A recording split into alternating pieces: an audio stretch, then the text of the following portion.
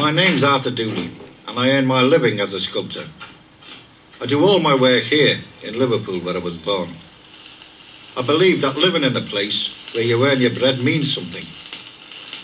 Everything that happens to it is a part of you, and everything that you do becomes a part of it.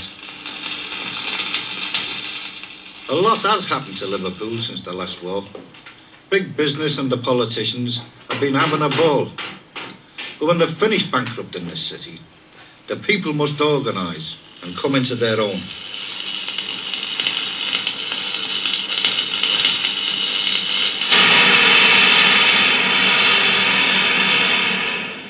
I believe that hope lies with men like these, the workers of Merseyside. These are the artists of the nation. They create the wealth. These are the men who make the dilettantes and the art students look like amateurs. Take any one ship. It's worth infinitely more than anything that is being done in all the art schools and galleries put together.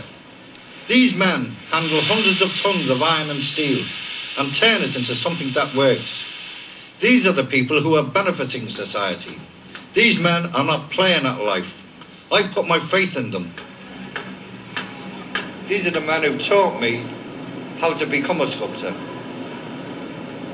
I mean, when I left there, I was able to cope with almost any job, simply because I've been mixing and working alongside the men who work in this yard. I got my schooling here in this shipyard and travelling around the world a bit at Her Majesty's expense, just seeing how other people live. And having seen the world then, and having read a bit about it or other people's views on it, finding out that you got something to say yourself and then looking for a vehicle for it. In 1968, Arthur Dooley created this solid steel and concrete sculpture for the atomic energy plant in Dasbury. A fusion of two ideas, the resurrection of Christ and the splitting of the atom. I wasn't in an art school as a sculptor, but I was the janitor at St Martin's College of Art, and I started making things out of plasticine, clay, plaster of Paris. And I thought it was a load of rubbish, you know. You knock a bit of plaster in there, it shows through. It doesn't matter how you tart it up, it's still plaster. And there used to be bits of lead from armatures lying around the floor that I swept up. And I decided to make the models out of the bits of lead. I thought metal had more dignity. Metal is noble. In 1964, Arthur Dooley created his Dachau crucifixion. The idea comes from the German concentration camp at Dachau during the Second World War. The sculpture is made of stainless steel, fiberglass, resin, old rags, and barbed wire. Art hasn't come into its own yet, but it will when the great masses, you know, through education, through new ways of learning, through new systems of thinking, when they latch onto it and become enthused and learn to touch things and see things for themselves, you know. It means new ways of teaching. It'll mean a whole new dimension in education, but it'll be for the masses. It's no longer for the odd individual, the odd kept man, you know, the odd big name. It's going to be for all.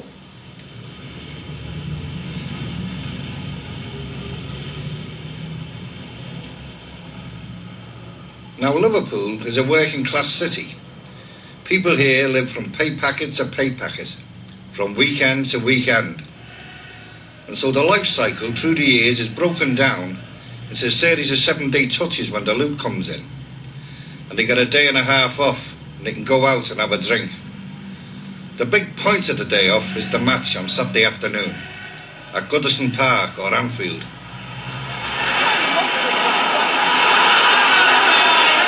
Take Anfield. They meet here on the Cop. 20,000 men, women and kids, straight from the streets. Liverpool is a street society. Families are linked together by the streets. And on the Cop, you get the tremendous feeling of family and neighbourhood, celebrating on a Saturday afternoon.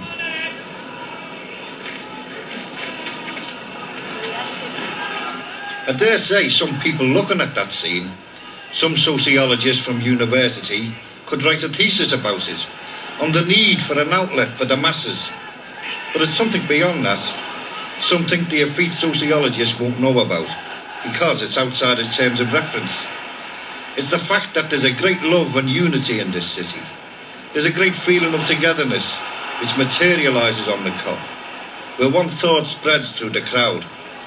It's not just going there to watch a football match, it's really a form of worship. Worship of a great city by the people.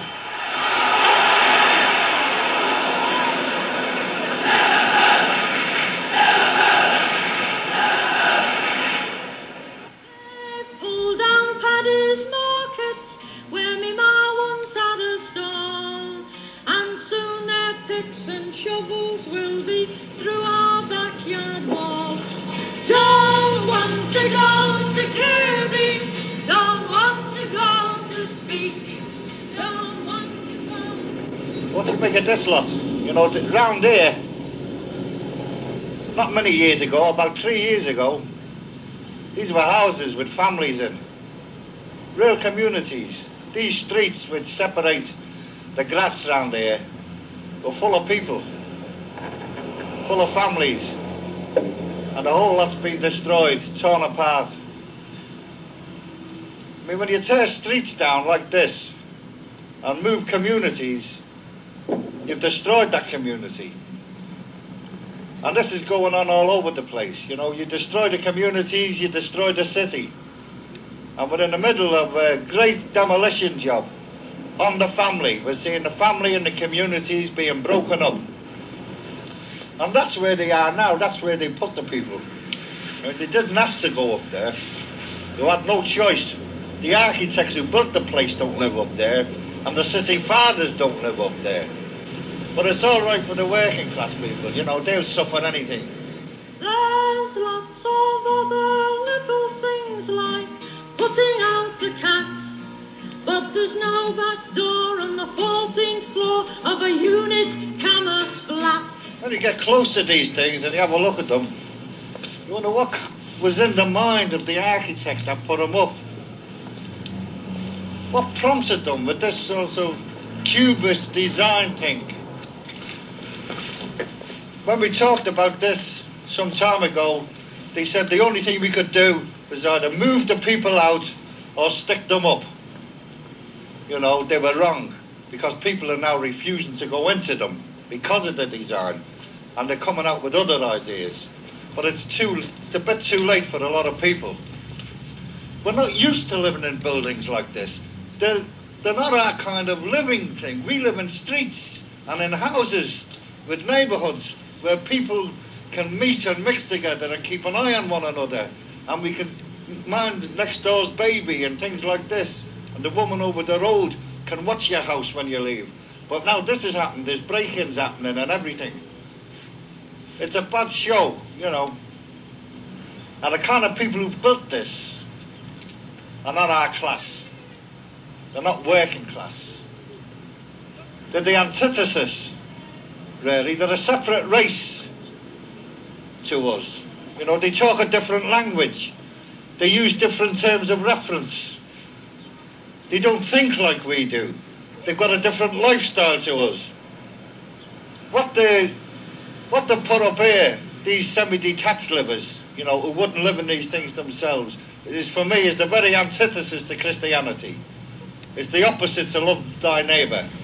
There's no soul in this kind of building. Don't want to go to Kirby, don't want to go to speak, don't want to go from all I know in Back Buchanan Street. This is Rodney Street. It's the Harley Street of Liverpool, full of nice, tarted-up Georgian houses. It's a street full of doctors, dentists and architects. You see, they didn't destroy all the streets. They kept the best for themselves and left the people with the lift shafts. What amazes me is that the architects who build the tower blocks and put up the monstrous offices live here and have their offices here. They know damn well that the kind of stuff they're putting up for us isn't good enough for them. Now that's real hypocrisy.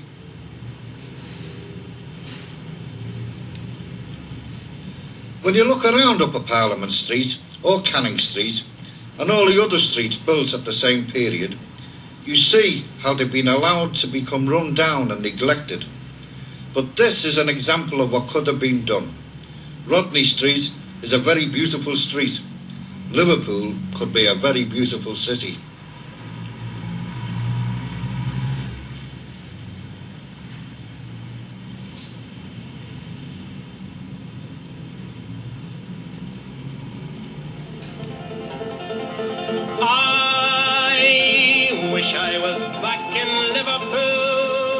I think that mankind's greatest achievements are in his cities, and that among cities, seaports are the jewels.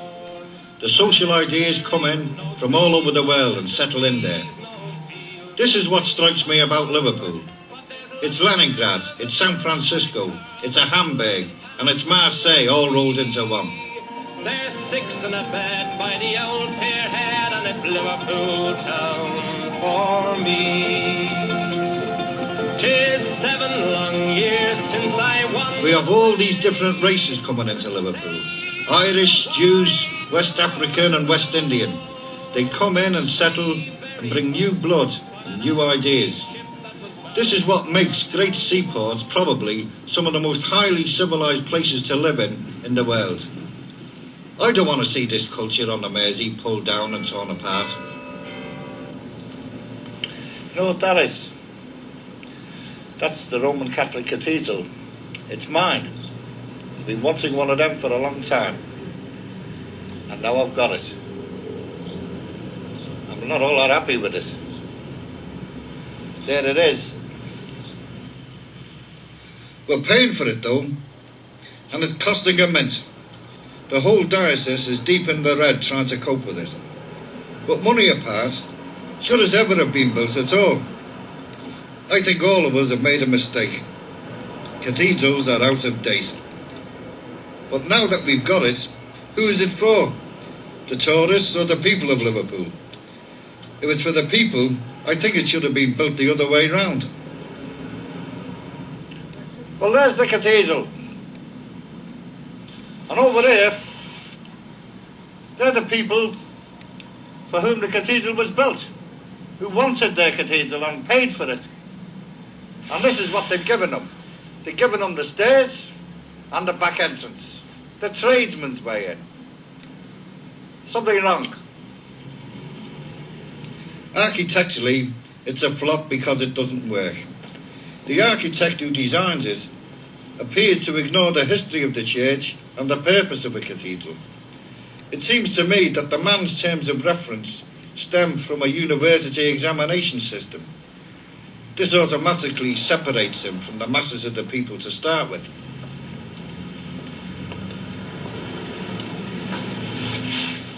Well, there's another part of Liverpool. This is Liverpool University, or the back end of a part of it. This is where the new middle classes come to learn the terms of reference, separated from the working class, separated from the city. I suppose the purpose of a university is that it's going to make life easier and better for all of us. They're going to help us manage things and run things for the benefit of all of us. And that's what we're paying for. But what really happens is that the most intelligent of the working class are creamed off and put in there along with the top kids and transformed. The purpose is lost. They start accepting the lifestyle of the university. They become perpetual students for the rest of their lives. They seldom change. They don't come back into life and help us out.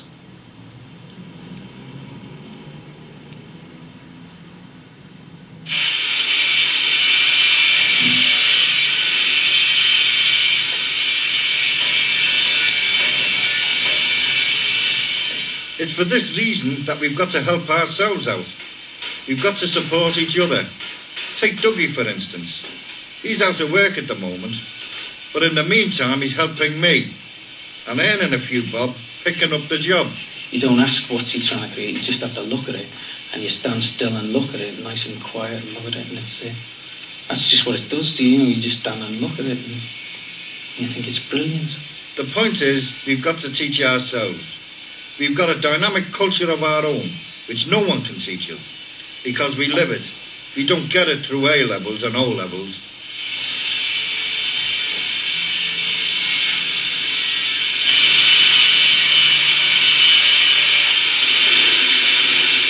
Then there's Alan.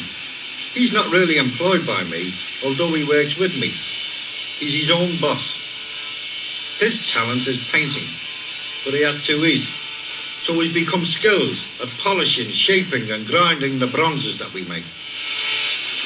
I paint, but as yet I'm not making a living at it, just painting. I work with art, and I've come to understand these materials, bronze, steel. Arthur's work is mainly in the religious theme, the resurrection, new life, you know. And Arthur, of course myself, Arthur and everybody is concerned about the city. It's not enough to be proud of the place you live in, you have to be concerned, and we are concerned. And through art we hope to change people's ideas and help our own city.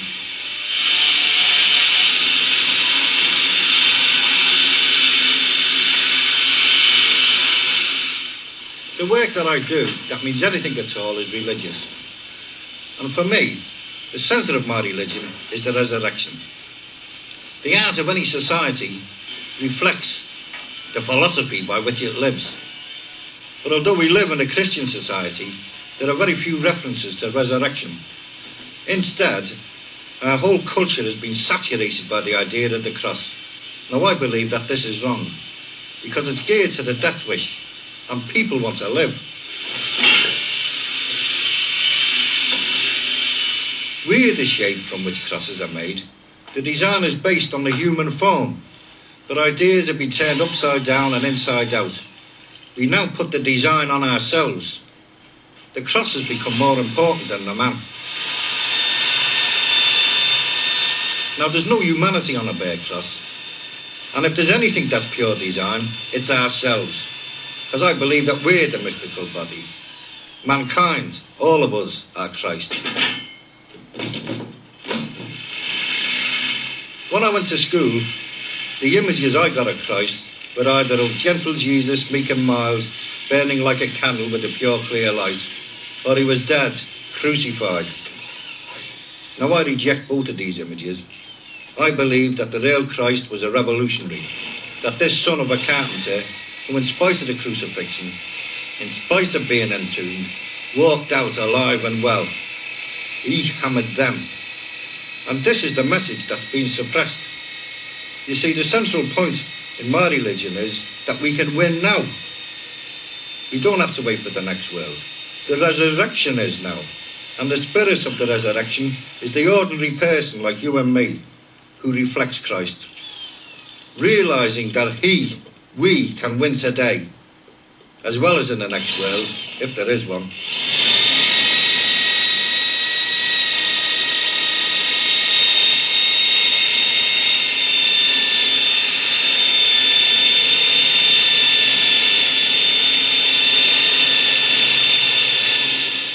Christianity is dead without the resurrection. As an artist, I'm saying, now that we drop this thing and finish with it, that's dead, gone. Now what we start thinking about now is Christ the man, us, reflected in him as a winner. You know, he's the baby, he's the one, and he is us, you know.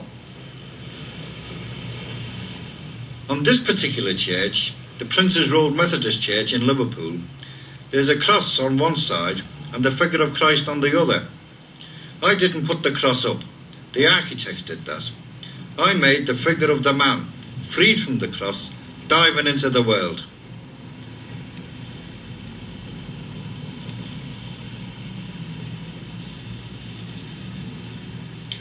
Let's forget the usual image of the crucifixion, an auburn-haired, blue-eyed Christ with a nail in each corner. I personally don't believe that. What I believe in is here, a multiracial Christ who is all mankind.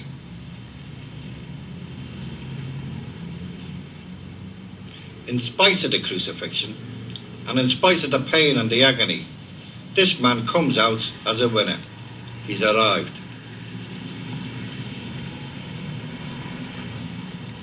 And for me, that means that we've arrived too. We're winners.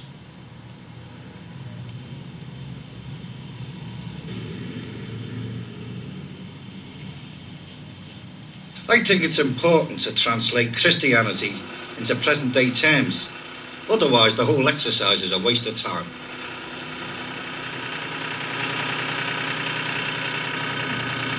Have a look at it. At one time, these buildings and warehouses were full of men and the stuff that's come in from all over the world. Now they're empty. This dock was full of boats. This could be virile and alive. But where have all the men gone? Where have all the ships gone? You know, what's happened? You can have a look at the buildings, the broken windows, slates off, bricks, missing out the walls. It's a symbol of the decay, the malaise that's been allowed to fester on this city, the cancer that's growing on it. Most of the dockers have gone from the South Docks, and most of the ships have gone too. Very soon they'll all go. The place is going to become polluted, it's going to silt up, the water will stagnate, it'll overrun with rats, and it'll die. And this half of a great seaport will be finished. There's a lot of things that could be done here. There's still a fisherman left here. We could have a fishing village set up. You know? There's an idea of a marina that could be developed. There's the museums. This place, I reckon, could be one of the greatest tourist centres in Europe. This is like, for me, you know, this compares with Venice. And we could have this Venice right here in the city.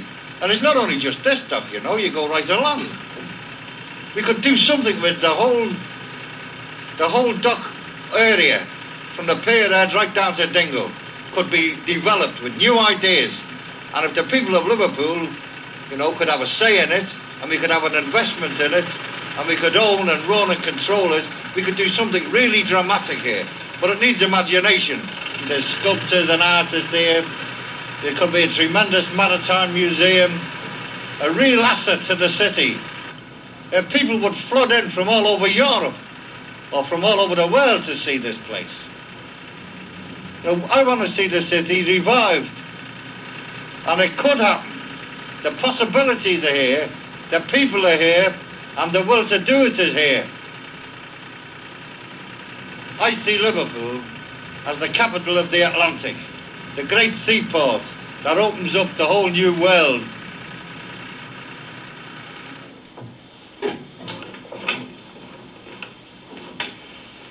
But ultimately, it's the people that make a city, and it's people who will revitalise the docks, who will bring back life into these empty acres of stagnant dockland.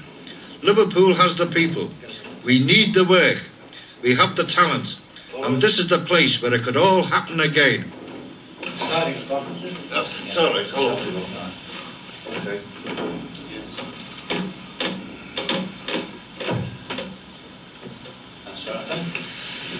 It's a big piece for a small man to handle. What we see here, about 9 stone? 9, 10. Yeah. That's Eric Carr. He's a sculptor. He works in wood, a wood carver. And he's part of the Mersey scene. It's not just the poets and the painters and all the other people that seem to grab the TV spotlights. There's fellas like Eric around. We're in this boathouse by the pier head. I'd like to see more craftsmen and artists moving onto the docks. Not as something special like that crowd down at St Ives, mincing around in their sandals, but as real people doing a real job. You know, people who are part of the working community of Liverpool.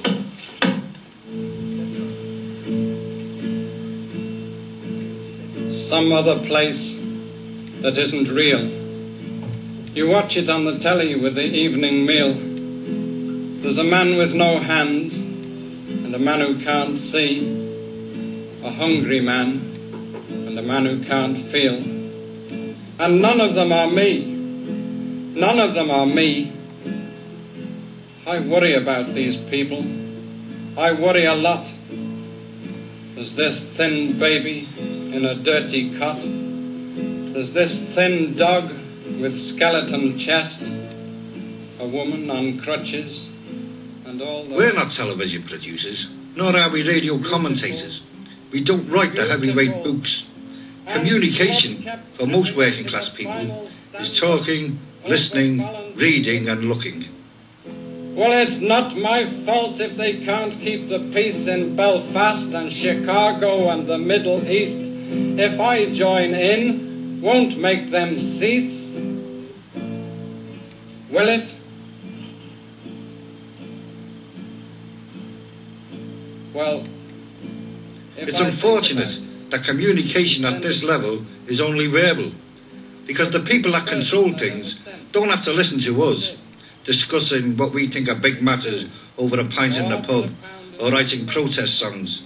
That's not going to change anything, although it might help. For real changes, we've got to expand. But it does make you feel better, doesn't it?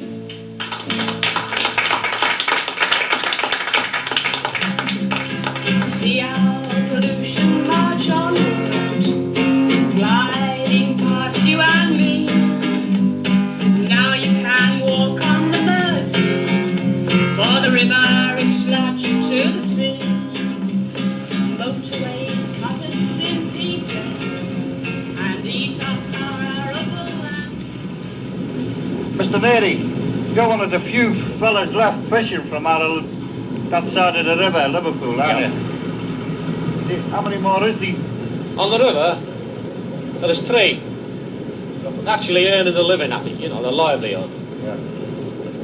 There's one at Rock Ferry, one at New Brighton, and myself on this side. So this great river's only got 3 fishermen on it? Yeah. Actually earning the livelihood at it.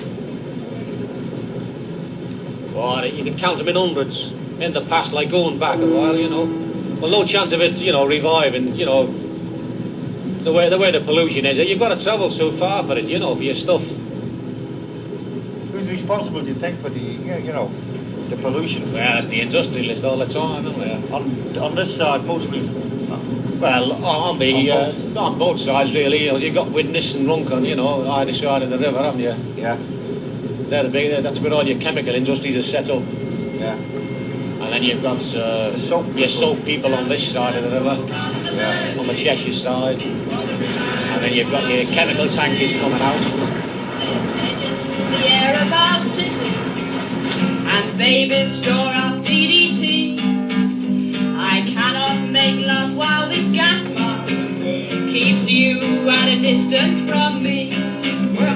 See our pollution march onwards, gliding past you and me. Now you can walk on the Mersey, though the river is sloshed through the sea.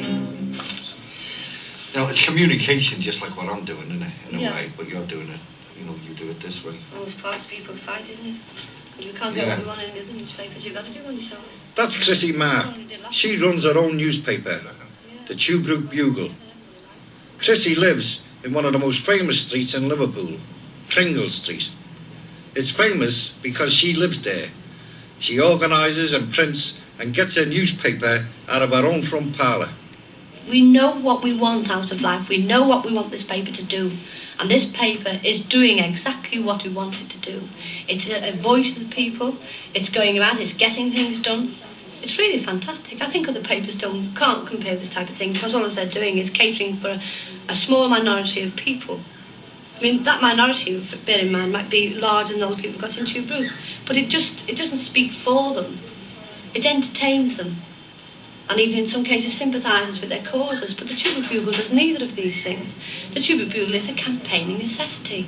Well, somebody's got to help the people, haven't they? I mean, nobody else will. Every time we were campaigning years before we started a newspaper. And we have a monopoly daily newspaper here in Liverpool, and it's part of the political and social establishment. What Chrissy and a committee have done is to produce an alternative press.